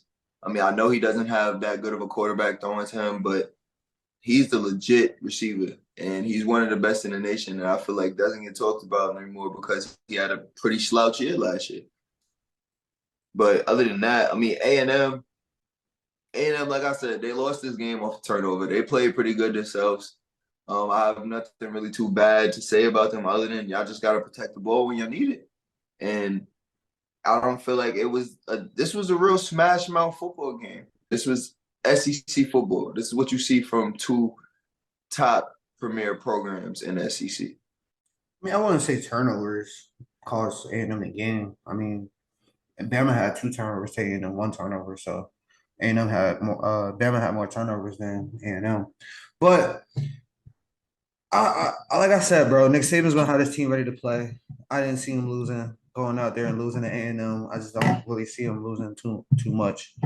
It's not many. It's not too many times I'm gonna bet against A&M. I mean Bama, especially. But Jalen Milroe had him a solid game. 321 passing, 3 tutties, 1 interception. Like you said, Jermaine Burton turned back the clock to Georgia days with 197, 2 tutties. But I think this really just came down to, the second half adjustments being made, especially on Bama's end. They go to half down 17-10, come out there in the third quarter and put up 14 points, pretty much shut down A&M offense while doing it. And then from that point on, they pretty much closer to the win, and they got the job done like I expect them to. Yeah, definitely. This is a good win by Bama. Jalen Milroe, great game. Again, I think this is the best we're going to see him. He did throw a pick, but, it happens. Jason McCullough couldn't get going for Bama, but Jermaine Burton, like Dino said, almost 200 yards receiving and 2 touchdowns, and Isaiah Bond added that with almost 100 yards receiving and 1 touchdown. So great game by the Bama receivers. This is the Bama receivers we used to seeing over the past couple of years. Lately, they've been in the slump, in my opinion. But for A&M, again, this is smash mouth football, like Dino said, but it just came down to, I think, again, it's levels to this. And we shut down Evan Stewart, and Le'Veon Moss can't get going, or Amari Daniels can't get going, and Max Johnson has thrown the ball 25 times. I mean, he had a solid game, but that's not going to get done against this Bama team. Again, it was close. Bama just adjusted better in the second half, and they pulled away. So good game by Alabama. All right, moving on into the next thing we're going to talk about, Notre Dame, another loss. Notre Dame, they fell to Louisville 33-20. Man, this was a big upset, if you ask me. I feel like I got smacked in the mouth a couple times with what I said about them going into the game. Now, saying that Notre Dame was gonna spank them didn't happen. Talked about how much I liked what I seen from Sam Hartman. Didn't play too good. I mean, but all in all, man, Louisville, man, they came out to play, bro. Especially offensively, they really came out to play. Rushing the ball, I liked what I seen from my boy Gerard Jordan. Played that guy in youth league, and bro, he's a dog. Like I said, I talked about him in previous episodes. I'm glad that he's finally getting some carries. But Louisville came out there and they dominated. I didn't think that was what was going to happen. They're undefeated still. They moved up to number 14. I mean, I want to see what happens with Louisville moving forward. They're another team that's sneaky good. Yeah, man, I think this game honestly came down to Sam Hartman. He turned the ball over 5 times, 3 interceptions, 2 fumbles. That's pretty much where you lost the game at, in my opinion. You can't turn the ball over 5 times and then expect it to win a game as well when your defense is not forcing turnovers. On the other hand, they only turned the ball over 1 time. Jamari Thrash fumbled it. But I mean, when you look at the numbers, Jake Plummer didn't really have that too good of a game, so that pass defense showed up, and that pass defense has been legit all year long. He only threw for 145 and a touchdown, but Jawari Jordan went off for 143 and 2 tutties, and I think that was the biggest difference, as well as that Notre Dame couldn't establish the running game with Estime and Jordan Love. Estime has been balling all year. This game, he only had 10 carries for 20 yards, so that mixed with the turnovers from Sam Hartman. You just can't win a game like this. I don't know how you win a game turning the ball over 5 times from your quarterback. It's just not a recipe to win unless you're playing some mid-major team. So Notre Dame lost this one more than I could say. Louisville went out there and beat them, but Louisville capitalized on all the mistakes that Notre Dame made. The defense played great. Honestly, Louisville defense came out to play, and that's the reason why they got this win. And I said this before in previous episodes, especially when the AP Top 25 came out. I told y'all, Notre Dame is a team that always falls on its face or falls. I said that, and people disagree with me. They said they were going to be within the top 10 by the end of the year. Absolutely not after this loss. This is their second loss of the year. Jack Plummer didn't need to do too much throwing the ball. We got Jawar Jordan running for almost 150 and 2 touchdowns. And Jamari Thrash added a touchdown receiving as well. Louisville, they heard people's predictions. They heard disrespect. They letting people know that, hey, we still in the ACC and we still gonna make some noise. And that's exactly what they went out there and did. Notre Dame, like Khalil said, you can't win when you turn the ball over 5 times. And that's just 5 times within one player with Sam Hartman. This is probably the worst game we've seen out of Sam Hartman in a while, probably going back to his Wake Forest days. Aldrich Estimate couldn't get going. The receivers couldn't get going for Notre Dame. I mean, Faison and Evans, they both had a touchdown apiece, but this is a Notre Dame team that we've been seeing up to this point. Regardless, though, Louisville with a statement win, they move up in the rankings big time. Notre Dame dropped big time. All right, moving on to the next game, we're going to talk about a Pac-12 matchup that went down to the wire when it shouldn't have, in our opinions. But USC defeated Arizona in triple overtime, 43-41. I mean, this was pretty disappointing on USC part. I'm gonna be honest with you. Yet again, I'm gonna talk about Arizona first, but I'm gonna keep it brief. I'm gonna just say, they came out to play to start with. They went up 17-0 in the first half. Then they ended up stalling out and they let USC climb back in. Hats off to them for playing a pretty solid football game against who we thought was a very good football team. But on USC, man, first of all, that defense is just so bad, bro. A lot of people I've seen a lot of posts of them possibly being top 4 by the end of the season. It's just not happening, bro. They're not dominating any game. This was a team that they were supposed to go out there and dominate, and they didn't even do that. They almost lost. You go into overtime with a team like Arizona. I mean, they're a couple recruiting years from ever being good. I'm gonna be honest with you. They got to bring something to that program to make people want to go there. But USC actually has top recruits, actually brings in players, and they just defensively, it's just bad. It's just really bad. So, I mean, there's no way that they're going to get ranked higher and keep getting ranked higher from wins like this. They're just sneaking away with it and against teams that has no business in games with them. Arizona played it as good as they could play, especially going into the Coliseum, a road game. They went out there and played their best football that they could play. And if they had maybe just a couple more plays, they would have won this game, be honest. But hats off to Arizona. They should have won. They should have won. Good fight. But I'm going to dive into SC as well. I mean, this is the reason why they've been dropping in their rankings. They started the season off at 6. After 3 weeks, they rise up to 5. They beat Arizona State by 14. They fall a spot to 6. They go out there, they let Colorado come back in that game and almost had a chance to beat them. They fall to 8. Now they're at 9. They were at 8. They let Colorado come back in and almost beat them. They fall to 9. And then after this game, they fall to 10. And at the end of the day, they haven't played a ranked team yet. They have a gauntlet coming up. They have Notre Dame, Utah. Then you get the Cal game in between there. Then you get Washington, Oregon, and UCLA to end off the season. That's when we're gonna see what this real team is. And I've been saying this. I called this in the preseason as well.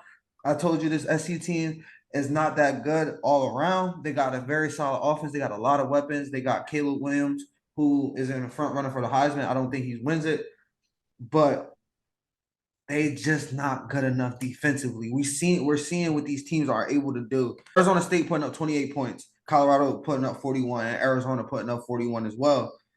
And I'm telling you, once you get to these teams that's legit, you're gonna have some issues. They got Notre Dame next. I still like Notre Dame. If Notre Dame don't turn over football, we may be having a different conversation, especially with the defense that they got over there. And then I'm not really a fan of Utah. They just lost, but let's see what that Utah maybe can rises back. Who knows? But looking at the last 3 games, you have a high-power offense in Washington who has the best receiving core in the nation. Then you have that Oregon offense and defense. They play good football on both sides of the football. And then you finish the season with UCLA. So I think they have some problems coming down the line. And their team just hanging on their schedule in the beginning of the season helped them out a lot. Like I said, they haven't played the ranked team yet. So they really have, and they've been tested by unranked teams. So let's see what happens when those ranked teams, they have to go play the ranked teams. They do have to go play at Oregon too. And we've seen what Oregon did to a Colorado team when they had to go play them at Oregon. Oregon is very good at home. So we're going to see what happens there. But SC is hanging on at this point. Yeah. Again, Khalil's still in the Thunder, bro. It's nothing really I got to say off of this game. Khalil don't let nobody else talk, bro. So I'm gonna keep it very short and brief. He just He steals try to bring up every everybody's. point. That's Like, what I'm bro, let saying. people else, let Like, other people dang, pick the like, point. damn. But it's Hey, not too much to man. say, bro. USC just their defense been bad, and I said this too after week 1 against San Jose State. This defense does not look good. They are worrisome, and they've been showing it this whole year that this defense is in trouble, and they're not going to make the college football playoff. If they get anywhere near the top 5, which I don't think they are, they're going to get clapped because of their defense. But all in all, this was an okay game by Caleb Williams. I mean, he ran the ball efficiently, but throwing the ball, nah. But Arizona came out to play. Like, I'm not saying we got to put some respect on Arizona because this is probably not going to happen for a while with Arizona. They're not a good program. This is USC's defense just this bad. In Lincoln Riley, you got to start bringing some good defensive recruits because this is going to be your downfall. I mean, But all in all, they bring in solid defensive recruits. I think it's just they Lincoln just don't Riley execute. and his They system. don't, Like Lincoln Riley don't has never had a execute. good he just hasn't. cannot coach a good defense. Whether it's He hasn't. like I get the defense is not his side of the ball, but no matter who the DC is, they just never good. They're bad. So I was about to say that as well, but again, he's still a Thunder. But this guy. But all in all, USC got to get it together. They're going to keep dropping every week until their defense gets right. All right, we're going to briefly talk about a couple games as well. Let's start off with Ohio State. They defeated Maryland 37-17. I got a lot to say about this game, to be honest, as an Ohio State fan, but I'm gonna keep it a little brief. I just don't feel like 3 is really respectable. I feel like they should be a little bit lower. I don't really got them over Florida State or Oklahoma. I'm gonna be honest with you, and I slightly got them over Penn State just because Penn State offense is shaky. But some things I just noticed from this game, man. The defense came out to play, but the defense is the reason why they won this game. It wasn't a dominant performance from the offense at all. Yeah, the box score might say that Kyle McCord did play a so what good game, but I'm gonna be honest, he plays better when he's not restricted. First half, they restricted him damn near all game. They didn't let him throw they didn't let him throw the ball as much as he should. They made him do quick passes, quick screens and stuff. That's not the recipe with him. When they started opening up, when they started letting him get into a groove and start passing the ball, that's when Marvin Harrison ended up cooking up even more. You know what he's gonna do. He's the best receiver in the nation still. Cade Stover is looking like a number 1 option for us at tight end. He came out to play too. Our O-line is terrible. The O-line is not good at all. They're just looking bad. They can't do nothing. They cannot adjust the stunts. It's just looking bad. But our defense is really what came out to play. Our defense was solid. 6 of them, a touchdown of the score that was put up, 34 points? A touchdown of that was from a pick 6 from a Josh Proctor.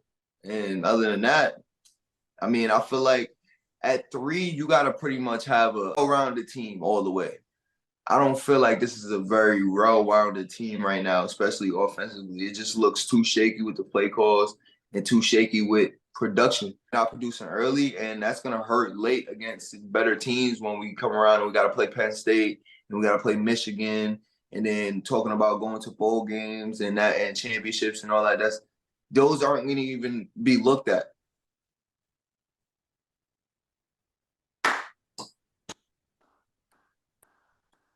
Finally, you take off the glasses. You finally see what I've been telling you for a while now. But you like to be biased because it's your favorite team. But you finally watching the game and watching the product that they're putting out on the field, and you now you're believing what your eyes are telling you, and not just watching it through your Ohio State glasses. Bro, it's not Ohio State glasses, bro. Yes, you do. Yes, you do. I told you this the past years when it came to Michigan. I told you this team did not look right in the beginning of the season. You said, bro, it's early. They're playing trash teams. They win it, whatever. Bro, it's about when you play them, bro. If Ohio State would have played Michigan the day they played Georgia, they would have smacked them. Yeah. And if it was a 5th, I'll be drunk. Anyway, like I said, bro, this Ohio State is going to be a good football team. Don't get me wrong. They're just not better than Michigan at this point or we have some questions. They played Penn State a week from Saturday, so we got to see what they look like against Penn State and that vaunted defense. And I like Drew Aller and they two-head running back. We're gonna break down that game when that time comes. But I've been saying this all year, bro. Ohio State has not looked like Ohio State dominant, and you're finally starting to see it now. Nah, they don't. They don't at all. I mean, they've been playing. They honestly played from behind that whole game. Yeah, I mean, going into halftime, it was tied 10-10. So I was like, don't tell me Ohio State about to do this again. But we all said this. Ohio State hasn't looked dominant this whole year, except against bad teams. And I feel like they should have beat Maryland by more than what they beat them in this game. That scoring showing.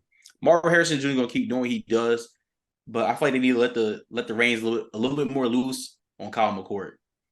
That's just my opinion. I know he's a freshman and everything, but let the reins a little bit loose on him. But this Ohio State team, they got to get it together. Now they're ranked number 3 going into week 7. But if they don't get it together, they're going to be bumped out. And Ohio State has a tough schedule going forward as well, like you guys mentioned.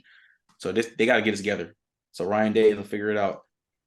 All right, next game we're going to cover, just briefly, the ending to the Georgia Tech and Miami game. Georgia Tech, they defeated Miami 23-30. Yeah, we mainly just gonna talk about the ending because I'm gonna be honest, play calls like that is what essentially makes you lose your job.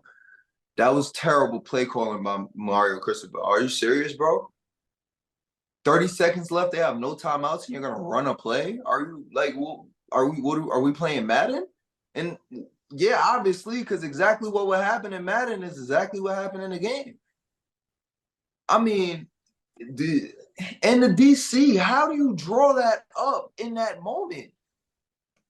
There's no way in hell that you draw up a defense that's going to let a receiver run right past them. It's no way. That just doesn't look good, bro. That was the type of game that really makes you lose your job. I mean, I never was really high on Mario Cristobal. But everybody wanted to rave about him and what he did at Oregon and all this other stuff. But he did the same bonehead thing at Oregon. It just didn't backfire this time. He did. But tell me a coach that doesn't win games at Oregon. Or at the end of the day, if you go to Oregon and coach, you're gonna win football games. It doesn't make you a great Willie Taggart. He won games at Oregon too. That's why he got the Florida State job, and then he's flamed out at Florida State. Like I said, coaches go to Oregon, they look solid. But I never really thought he was a great coach or anything like that. He do bonehead stuff like this. So that was just dumb on their part. I don't know what the hell he's doing. Like I said, this wasn't his first time. The same thing happened in Oregon a few years back. Only difference is they didn't blow the lead. But this time they blew it, and that's what got it so magnified. But, hey, man. This ending was tough to watch. I don't know how to put it. I mean, offensively, this game was full of turnovers for both teams. As Georgia Tech has always been a below-average program in the ACC, I feel like they should have been kicked out the ACC. They're just taking up space in that conference. But Miami had a solid game. Xavier Restrepo definitely went off, had 123 yards receiving. But Mario Cristobal, you can't call that play. You got to take a knee in that moment and just take the win and keep it pushing. Say you run the ball, and a video game moment occurs, and your run back fumbles. And then Georgia Tech goes down and wins the game after that. This is just bad. And I don't know what he was thinking doing that. This can get you fired with other teams, just in general, let alone, not even other teams. This can get you fired if you do it, let alone. Right. So it don't matter what team you play for. Yeah. This is just bad, honestly. And after that decision, Miami, they deserve to lose this game. So I don't feel bad. But ladies and gentlemen, that is it for Talk of the Tailgate, College Football Week 6. Let us know what y'all think about college football week 6. A lot of ranked teams lost this past weekend. 7 teams did lose this weekend. But let us know what y'all looking forward to for week 7. Let us know what y'all think about week 6. Like I just said, leave it all in the comment section below. Sticking with the NCAA, ladies and gentlemen, we are now going to talk about the last 14 unbeaten teams in the FBS. Which undefeated team remaining is going to suffer their first loss? Give us your opinion and tell us why. I could have went 2 ways with this one, but I'm gonna go with SC. this upcoming week against that Notre Dame team. I like Notre Dame. They're favored in this game too. It's at Notre Dame, so they got to go South Bend and play a night game. Notre Dame been playing a lot of night games lately, but given all things besides Louisville, this Notre Dame team has been looking pretty good. Sam Hartman has been looking pretty good. Besides this last game, he has over 1,700 yards passing. Before this last game, he had no turnovers, no interceptions. Now he has 3 interceptions to 16 touchdowns. Estime has been very good running the ball. Besides this last game against Louisville as well, but like we mentioned before, this SC team has been shaky. They haven't played anybody yet. You got teams like Arizona and Colorado and Arizona State in game is giving them fits, giving them problems. And you do that against this team with this good defense, you're going to be having problems. As long as Notre Dame can protect the football and they don't do what they did in this last game, a.k.a. Sam Hartman, I can see SC falling this week.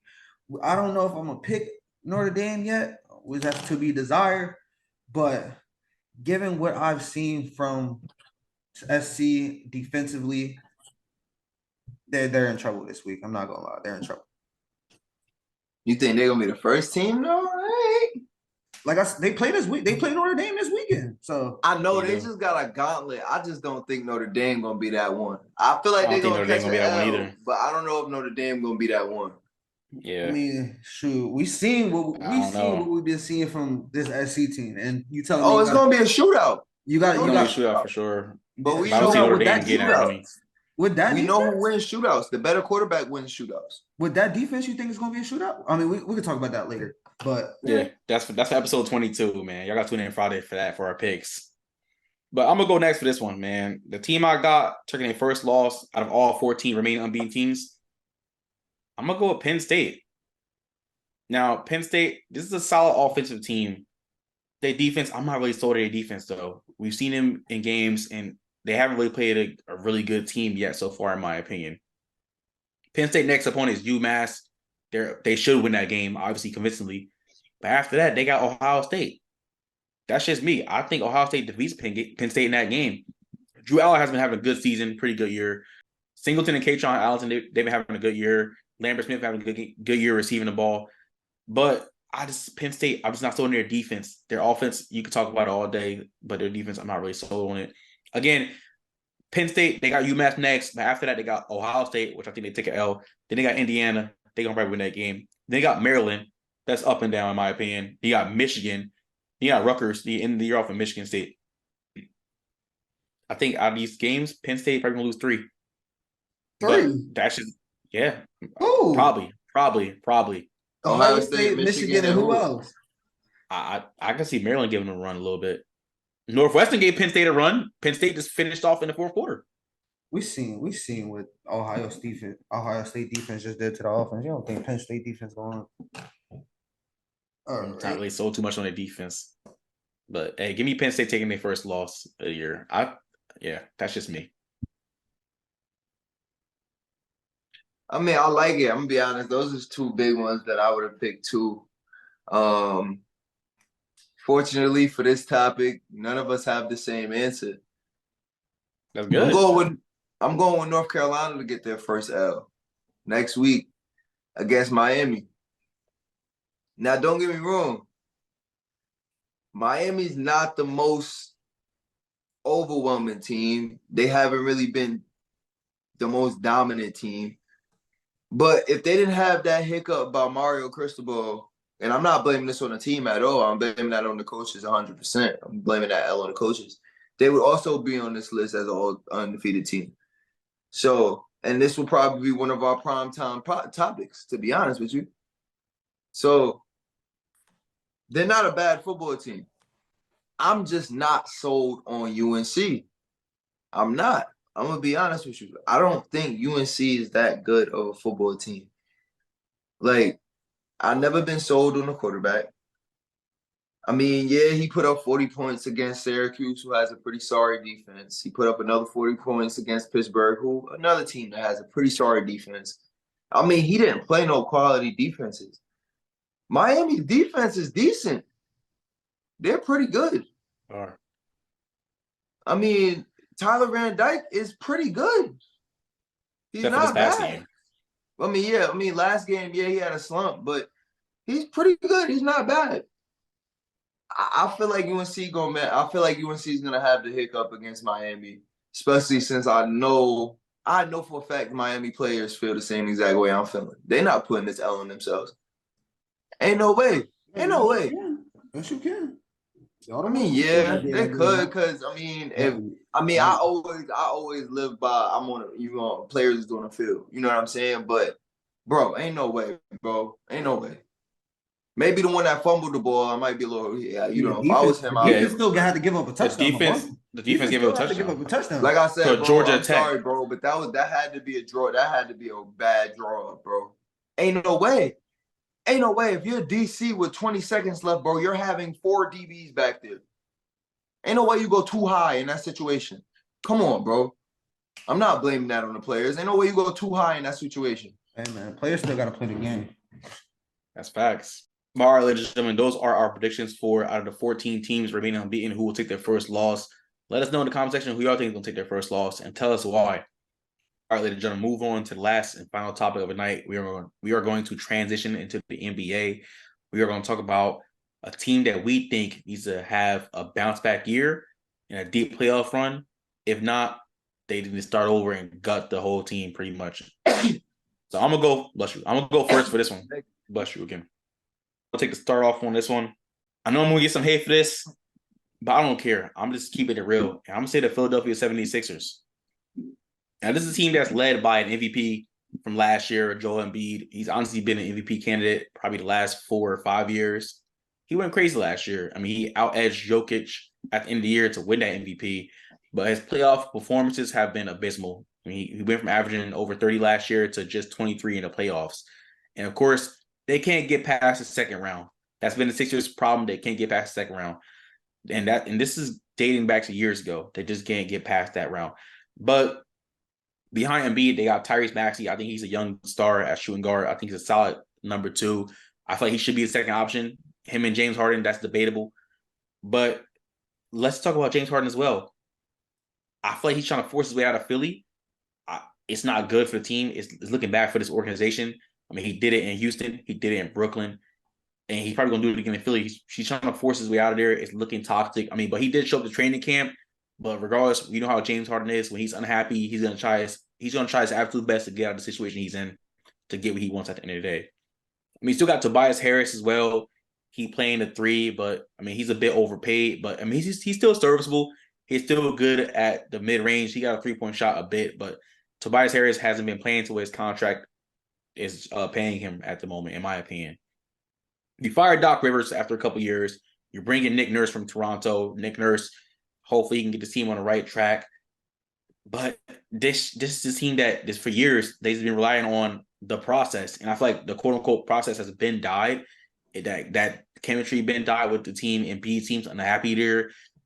Embiid definitely can opt out of his contract by 2026. If y'all didn't know that, I feel like he's probably going to try and get out of Philly before 2026, especially if they don't do good this year. Again, I don't think they make it past the second round again. I think the 4th seed is the highest ceiling for the Philadelphia 76ers. You bring in Mo Bamba and Pat Bev, but this team just needs more help. They need their own players to step up besides Embiid. If Philly can't make a playoff run, which we know they haven't been able to make it past second round, I feel like it's just best for Nick Nurse to kind of clean house and as well keep your young star players that you want to make the focal point of the offense and defense and just kind of start over in a way. But I'm going to say the Philadelphia 76ers. I'm going to be honest, so there's a couple teams that I thought. And the 76ers was high on that list. I'm going to be honest with you. But I'm going to go with one of my bolder picks, and that's the Phoenix Suns. Now, star power wasn't their issue. They brought in more star power. And we know that they're hurting. KD's always hurting. Bradley Beal hasn't really been playing a full season in the last couple of years. I mean, D-Book is like that, but he gets burnt out himself. You brought in some bench players with him. You brought in Grayson Allen. You brought in Nurkic. You brought in some players. Now what they're looking for is what they couldn't get. And that's to go deep in the playoffs, and that's to go to the finals.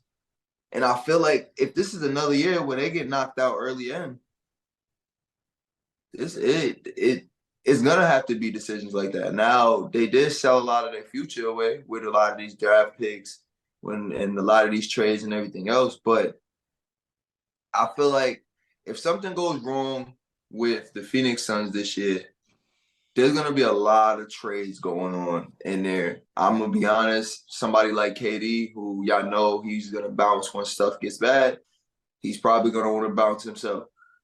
I mean, it's gonna be a lot that goes on. I can see it. I can see it happening now. We know that front office is terrible. I'm actually going with a different Western team. We'll go with the LA Clippers. Like you have two superstars who miss a lot of games. They play sometimes. They don't play back to backs. All this other stuff.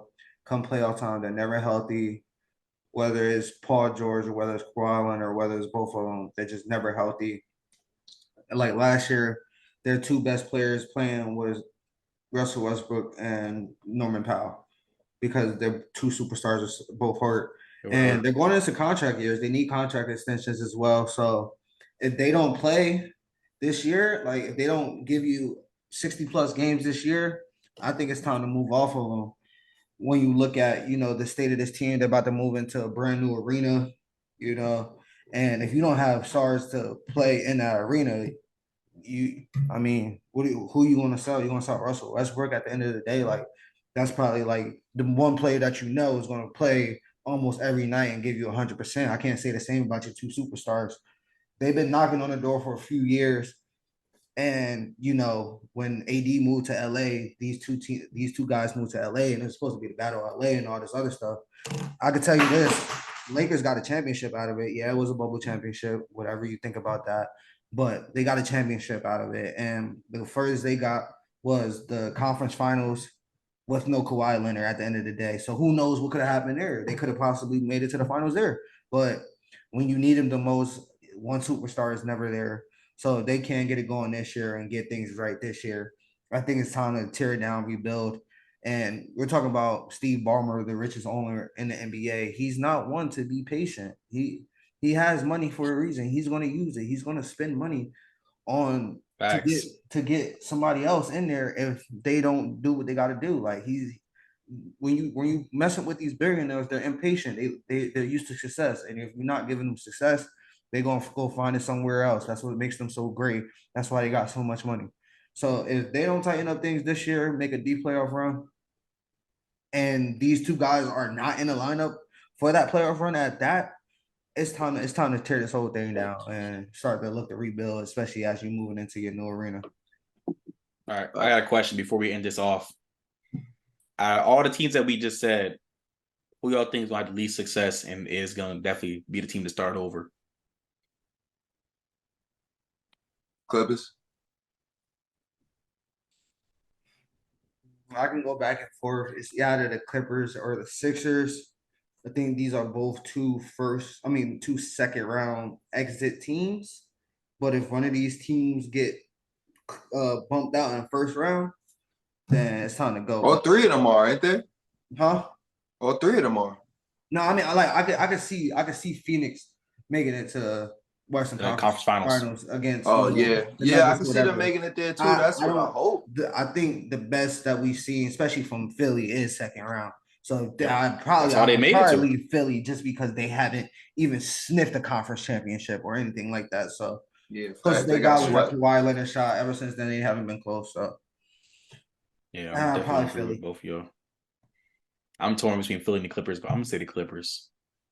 Philly has more and they have better production and everything, but both teams are in trouble. Suns are in the least trouble out of all three that we talked about. But ladies and gentlemen, that is the end of that topic for the NBA. Let us know in the comment section what team or y'all are thinking needs to make a playoff run. If not, they need to start over. Let us know what y'all think about our picks. Let us know who had the most realistic pick. Let us know if y'all agree or disagree with any of our picks. Leave that all in the comment section below. But ladies and gentlemen, that is the end of episode 21 for Before the Horror podcast.